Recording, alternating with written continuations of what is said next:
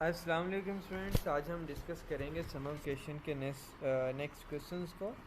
चलते हैं बेटा सबसे पहले अपने शॉर्ट क्वेश्चंस की तरफ। चलें पहले एमसीक्यूज देख लेते हैं बेटा, उसके बाद आते हैं अपने शॉर्ट क्वेश्चंस की तरफ। आज हम करेंगे शॉर्ट क्वेश्चन भी बेटा 7 चैप्टर के और 6 चैप्टर के जो रह गए हैं वो, और उसके अलावा एमसीक्यूज देखेंगे। 5th चैप्टर तक तो हमारे कंप्लीट हो चुके थे। आज हम शुरू करेंगे बेटा 6 चैप्टर के 5 एमसीक्यूज। कहता है पहले एमसीक्यूज में बेटा, the work done will be zero when the angle between the force and the distance is 45, 60, 90, 180। तो उसका एग्जैक्ट आंसर होगा बेटा 90 यानी कि सी। फिर कहते हैं the direction of the motion of the forces is perpendicular to the direction of the motion of the body, then the work will be. तो वर्क वहाँ पे बेटा क्या होगा, maximum, minimum, zero, none of the above. तो उसका भी answer होगा सी बेटा, ज़ीरो। फिर कहते हैं the velocity of the body becomes double then its kinetic energy will be. अगर वेलोसिटी डबल है तो kinetic energy remains the same, become double, become 4 times and become half, and the exact answer is become 4 times.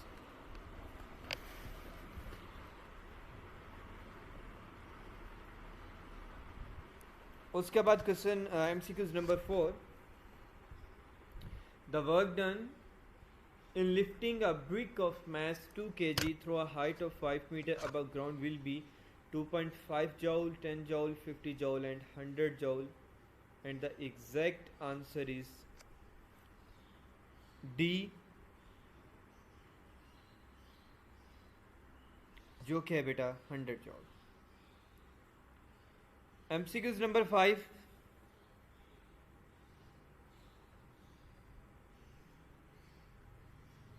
the kinetic energy of a body of mass 2 kg is 25 joule and its speed is 5 meter per second, 12.5 meter per second, 25 meter per second या 50 meter per second, and the exact answer is 5 meter per second, जो कि है बेटा A।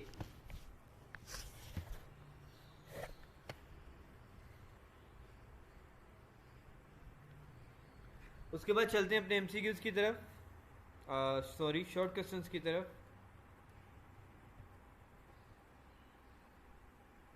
पहला short question है बेटा, define wind energy. उसको देख लेते हैं जी, विंड एनर्जी क्या है। कहते हैं wind has been used as a source of energy for centuries. ये बेटा सदियों से एनर्जी के सोर्स पे इस्तेमाल होती आ रही है, और इसको मुख्तलिफ जो है ना जगहों पर इस्तेमाल किया जाता है। ओशंस में कश्तियाँ चलाई जाती हैं इसकी मदद से, विंड टर्बाइंस चलाई जाती हैं, मुख्तलिफ फैक्ट्रीज रन की जाती हैं। और जो ज़्यादा तौर पर विंड पावर है वो टर्बाइंस के साथ अटैच करके लगाई जाती हैं, जिससे इलेक्ट्रिसिटी प्रोड्यूस की जाती है। यूनाइटेड स्टेट की बात करें तो वहाँ पे बेटा एक दिन में 1300 मेगावाट की बिजली प्रोड्यूस करती हैं ये विंड टर्बाइंस, जो कि डायग्राम 6.24 में दिखाई जा रही हैं। और मुख्तलिफ यूरोप कंट्रीज़ की अगर बात करें तो वहाँ पे रूटीनली यानी कि डेली बेसिस पे एक दिन में 100 मेगावाट या इससे ज़्यादा की इलेक्ट्रिसिटी प्रोड्यूस होती है इन विंड टर्बाइंस की मदद से। अगला सवाल, define geothermal energy.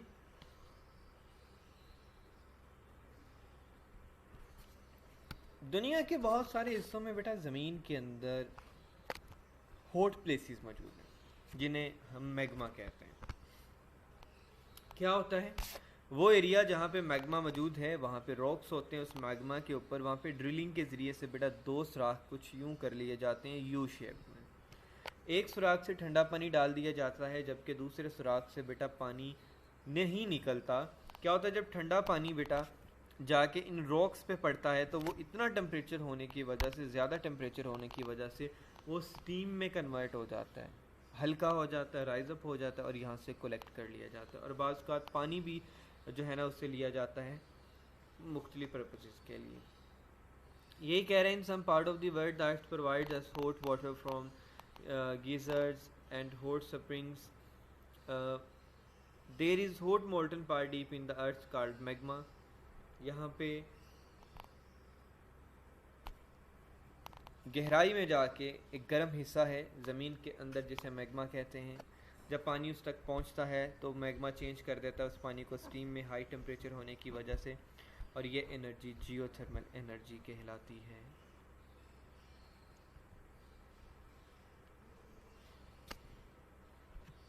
Next question है, what is energy from biomass.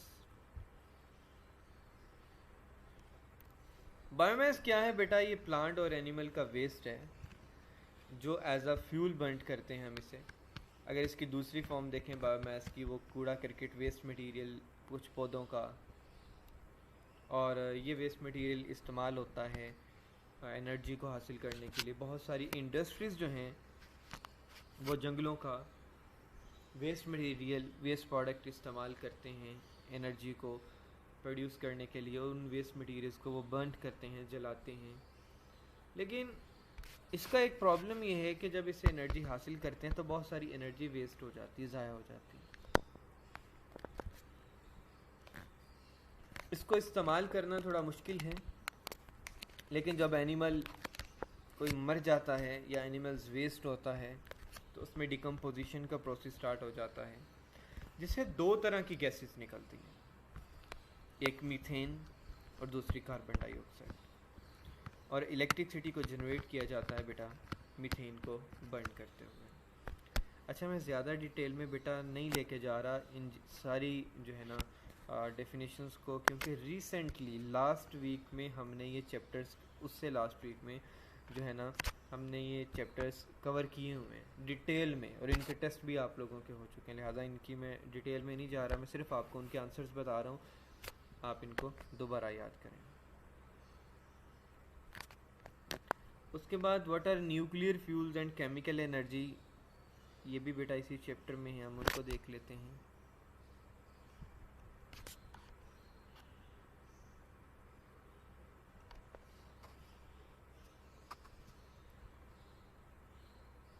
Nuclear fuels बेटा न्यूक्लियर एनर्जी ही है। कहते हैं न्यूक्लियर एनर्जी कैसी एनर्जी है जो रिलीज़ होती है न्यूक्लियर रेडिएशन की मदद से, और इसमें फिजन और फ्यूजन रिएक्शन हो रहा होता है। जो हीट एनर्जी है बेटा वो इसमें से रिलीज़ होती है तो वो इलेक्ट्रिकल एनर्जी में कन्वर्ट कर ली जाती है, और वो सूरज की रोशनी जो ज़मीन तक पहुंचती है हज़ारों सालों, लाखों करोड़ों सालों से हमारे तक आ रही है, वो न्यूक्लियर रेडिएशन का ही नतीजा है जो सूरज पर हो रही है।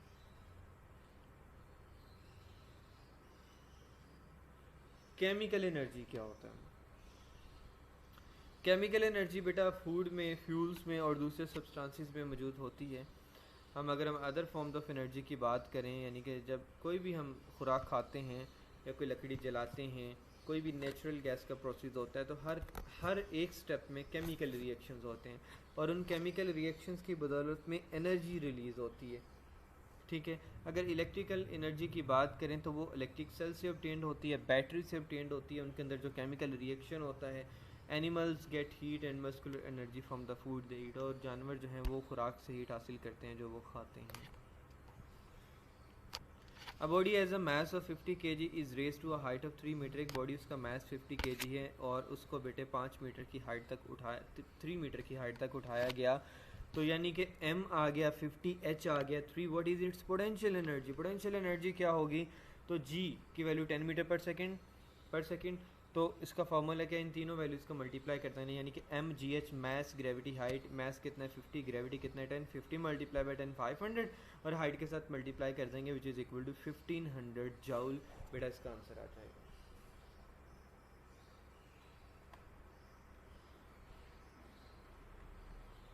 उसके बाद चैप्टर 7 के कुछ क्वेश्चंस हैं कि how kinetic molecular model of matter is helpful in differentiating various state of matter. जो किनेटिक मॉलिक्यूलर मॉडल की थ्योरीज़ हैं वो किस तरीके से हमारे लिए हेल्पफुल हैं, हम उनको देख लेते हैं। यूनिट नंबर 7 में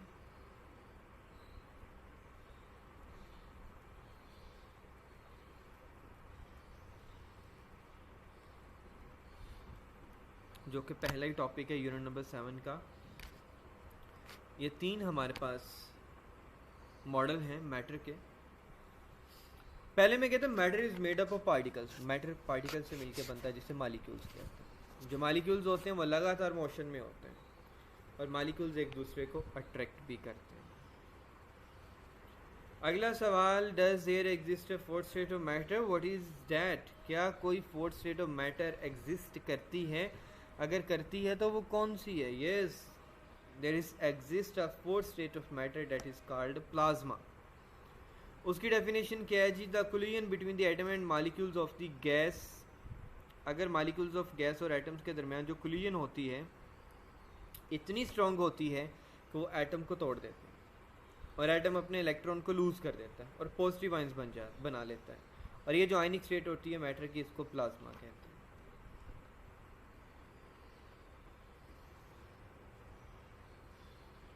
next short question, what is meant by density, what is it's SI unit? Density क्या होता है? डेंसिटी, इसकी डेफिनेशन, इसका यूनिट कहता है डेंसिटी को हम इस तरीके से डिफाइन करते हैं, किसी भी ऑब्जेक्ट का मैस उसके वॉल्यूम के हिसाब से, यानी कि mass per unit volume is called density. तो डेंसिटी का फॉर्मूला है जी mass of substance divided by volume of that substance. इसका ऐसा यूनिट क्या बेटा? Kilogram per metre cube.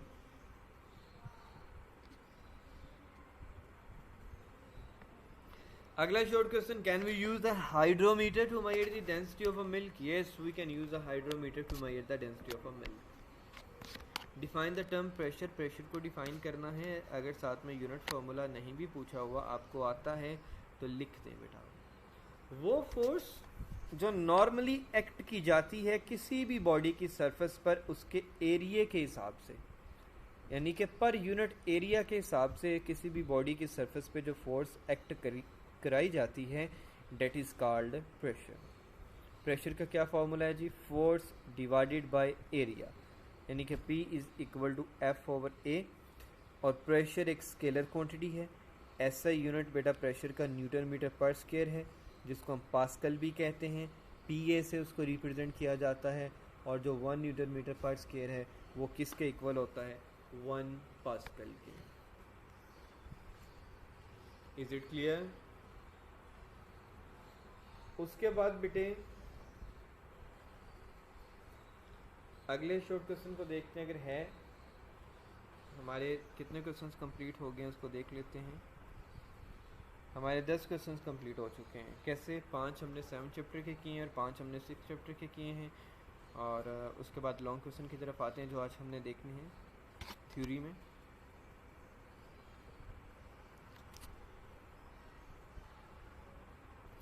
Explain pressure in a liquid. Pressure in a liquid को 13 question को आज हमने देखा।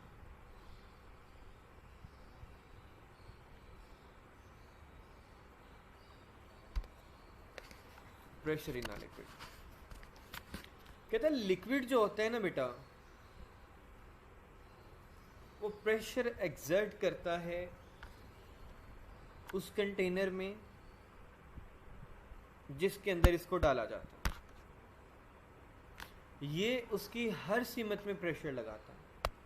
जो प्रेशर होता है लिक्विड का वो हर सीमत में लगता है। लेकिन हाँ, अगर हमने फाइंड करना हो कितना प्रेशर लगता है तो हम क्या करते हैं, एक प्रेशर सेंसर डिवाइस लेते हैं, उसको उस लिक्विड के अंदर रख देते हैं और फिर हम प्रेशर ऑफ द लिक्विड को डेप्थ ऑफ द सेंसर के हिसाब से फाइंड कर लेंगे कि वो कितनी गहराई पे सेंसर गया और कितना प्रेशर उस पर एक्सर्ट हो रहा है।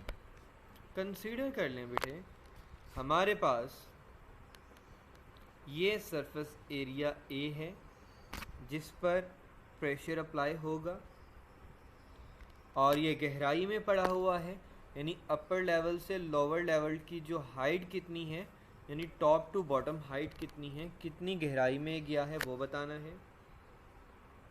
लेंथ कितनी है इस सिलेंडर की, वो h से रिप्रेजेंट होगी क्योंकि जिस ऑब्जेक्ट का वेट होता है उस पर फोर्स तो लाजमी अप्लाई होती है। The force acting on this surface will be weight W। तो वो जो फोर्स एक्ट होती है वो किससे रिप्रेजेंट हो रही है? वेट W से of the liquid above the surface. If rho is the density of the liquid, ये डेंसिटी ऑफ द लिक्विड का साइन, ये डेंसिटी का साइन है बेटे, ये वाला, इसको रो भी बोलते हैं। If rho is the density of the liquid and m is the mass of the above the surface, then the formula mass of the liquid cylinder m is equal to volume multiplied by density। Volume किसके equal होता है बेटा? Area multiply by height. कितना area है, कितनी height है, उनको multiply कर देंगे तो हम वॉल्यूम को आइडेंटिफाई कर लेंगे। उसके बाद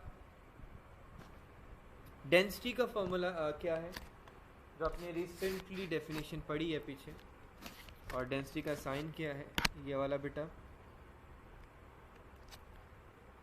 अब फोर्स हमेशा उस पर एक्ट करती है बेटा जिसका वेट होता है, और जिसका वेट होता है उसका मैस लाजमी होता है, आपको पता है ना। जिसका वेट होगा उसका बेटे मैस लाजमी होगा, और जिस ऑब्जेक्ट का मैस होगा उस पर ग्रेविटी जो है वो लाजमी एक्ट करेगी। तो F is equal to W and W is equal to mg।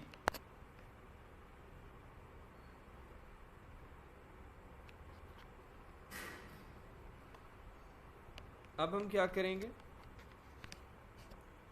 जो लास्ट हमारे पास फार्मूला है जी AHP, यानी कि सॉरी डेंसिटी का साइन, अब उस पर ग्रेविटी भी एक्ट करेगी तो ये आ जाएगा AH डेंसिटी ग्रेविटी।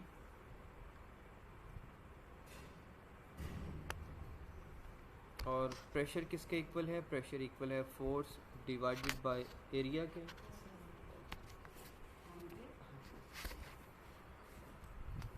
वो इक्वल है फोर्स डिवाइडेड बाय एरिया के, और F is equal to W is equal to mg है। अब हम इसकी वैल्यूज पुट कर देंगे, AH डेंसिटी ग्रेविटी की बेटा यहाँ पर, तो डिवाइडेड बाय एरिया होगा, ये A कैंसिल हो जाएगा बेटा इस A के साथ, तो pressure is equal to density gravity height. और ये जो हमने फार्मूला फाइंड कर लिया जी, liquids pressure at depth H gives the pressure at the depth H in a liquid of density।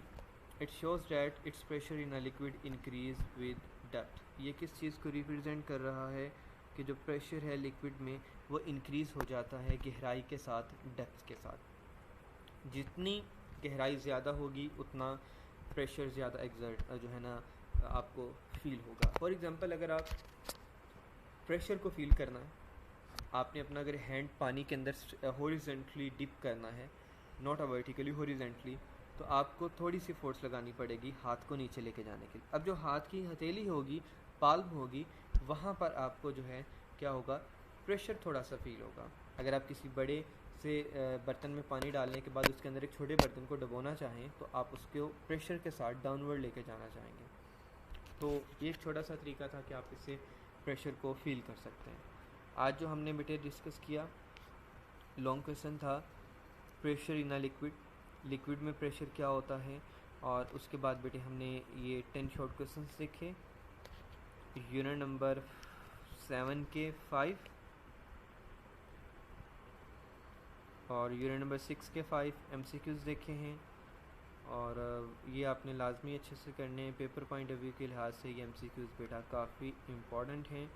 और यूनिट नंबर 5 के हमारे MCQs कंप्लीट हो चुके हैं, और किसी दिन बेटा आपके MCQs का टेस्ट होगा, इंशाल्लाह आपको एक दिन पहले बता दिया जाएगा, और आपने ये MCQs अच्छे से तैयार करने हैं। ये पेपर पॉइंट ऑफ व्यू के लिहाज से भी बेटा MCQs काफ़ी इंपॉर्टेंट हैं। यूनिट नंबर 5 के हमारे सारे MCQs कंप्लीट हो चुके हैं। यूनिट नंबर 6 के आज हमने पहले 5 MCQs किए हैं, इंशाल्लाह बाकी नेक्स्ट लेक्चर्स में इसके MCQs देखेंगे। होप सो ये सारी चीज़ें आपको अच्छे से क्लियर होंगी। जो हमने MCQs, शॉर्ट क्वेश्चंस और लॉन्ग क्वेश्चन को देखा, आपने इनकी रिटन प्रैक्टिस करनी है बेटा। इनकी जितनी रिटन प्रैक्टिस करेंगे आपके लिए उतना ही ये फ़ायदेमंद होगा। अगर आप रिटन प्रैक्टिस नहीं करेंगे तो बेटा ये चीज़ें आप लोगों के लिए काफ़ी डिफ़िकल्ट हो सकती हैं।